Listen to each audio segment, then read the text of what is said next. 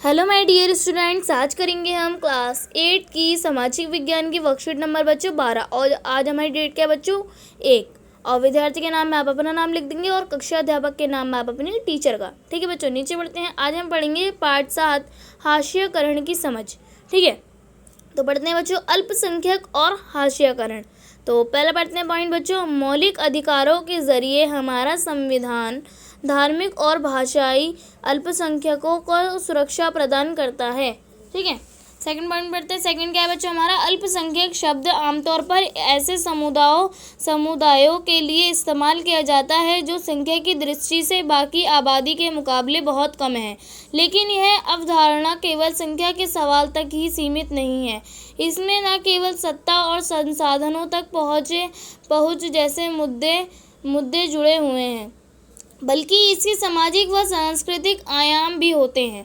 ठीक है बच्चों, थर्ड पॉइंट पढ़ते हैं। थर्ड क्या है हमारा, भारतीय संविधान इस बात को मानता है कि बहुसंख्यक समुदाय की संस्कृति समाज और सरकार की अभिव्यक्ति को प्रभावित कर सकती है। ठीक है बच्चों, तो बच्चों अब आते हैं अपने फोर्थ पॉइंट पे। हमारा फोर्थ पॉइंट क्या है कि ऐसी सूरत में छोटा आकार घाटे की बात साबित हो सकती है और संभव है कि छोटे समुदाय हाशिए पर खिसकते चले जाएं।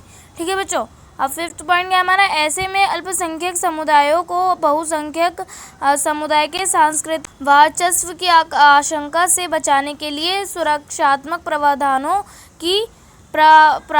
की ज़रूरत पड़ती है। ठीक है, और दूसरे पॉइंट में आते हैं, ये प्रावधान उन्हें भेदभाव और नुकसान की आशंका से भी बचाते हैं। ठीक है, सेकंड पॉइंट बात है, कुछ खास परिस्थितियों में छोटे समुदाय अपने जीवन संपत्ति और कुशलक्षेम के बारे में असुरक्षित भी महसूस कर सकते हैं। असुरक्षा भी यह भावना तब और बढ़ सकती है जब अल्पसंख्यक और बहुसंख्यक समुदायों के संबंध तनावपूर्ण होते हैं। ठीक है बच्चों, और सेकंड बात है, संविधान में इन सुरक्षाओं की व्यवस्था इसलिए की गई है कि हमारा संविधान भारत की सांस्कृतिक विविधता की सुरक्षा तथा समानता व न्याय की स्थापना के प्रति संकल्पबद्ध है। ठीक है, लास्ट पॉइंट बातें हैं क्या है हमारा, कानूनों को कायम रखने और मौलिक अधिकारों को साकार करने में न्यायपालिका एक अहम भूमिका निभाती है। अगर किसी भी नागरिक को ऐसा लगता है कि उसके मौलिक अधिकारों का हनन हो रहा है तो वह अदालत में जा सकता है। ठीक है बच्चों, तो ये हमने पढ़ लिया अल्पसंख्यक और हास्यकरण के बारे में। अब हमें नीचे कुछ प्रश्न उत्तर दे रखे हैं, अब हम वो करेंगे। ठीक है बच्चों, तो हमारा पहला क्वेश्चन क्या है कि अल्पसंख्यक समुदाय से आप क्या समझते हैं। सेकंड क्वेश्चन है हमारा कि अल्पसंख्यक समुदायों के हास्यकरण की संभावना अधिक क्यों होती है। और थर्ड क्वेश्चन क्या है हमारा कि भारत की सांस्कृतिक विविधता किस प्रकार सुरक्षित की गई है। और फोर्थ क्वेश्चन है हमारा लास्ट बच्चों, भारत के किसी नागरिक के मौलिक अधिकारों का अगर हनन हो रहा हो तो वह कहाँ अपील कर सकता है।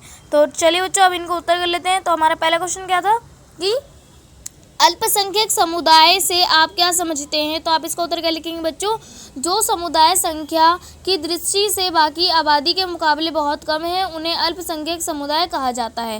ठीक है, और सेकंड क्वेश्चन क्या था हमारा, अल्पसंख्यक समुदाय के हास्यकरण की संभावना अधिक क्यों होती है। तो इसका उत्तर आप क्या लिखेंगे, बहुसंख्यक समुदाय की संस्कृति समाज और सरकार की अभिव्यक्ति को प्रभावित कर सकती है। ऐसी सूरत में अल्पसंख्यक समुदाय का हास्यकरण हो सकता है।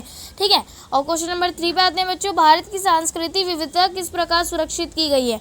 तो आप इसका उत्तर क्या लिखेंगे बच्चों, भारत की सांस्कृतिक विविधता संविधान में समानता तथा न्याय की स्थापना के द्वारा सुरक्षित की गई है।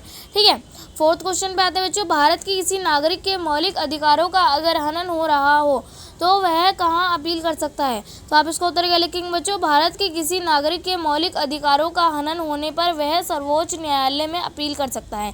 ठीक है बच्चों, तो ये थी हमारी आज की वर्कशीट बच्चों, यहीं पे कंप्लीट होती है। और अगर आपने मेरे चैनल को सब्सक्राइब नहीं किया है तो प्लीज़ मेरे चैनल को सब्सक्राइब कर लीजिए और बेल आइकन को ऑल पे सेट कर दीजिए ताकि मेरी आने वाली हर वीडियो का नोटिफिकेशन आपको सबसे पहले मिले। ठीक है बच्चों, तो मिलते हैं नेक्स्ट वीडियो में, तब तक के लिए टेक केयर, गुड बाय।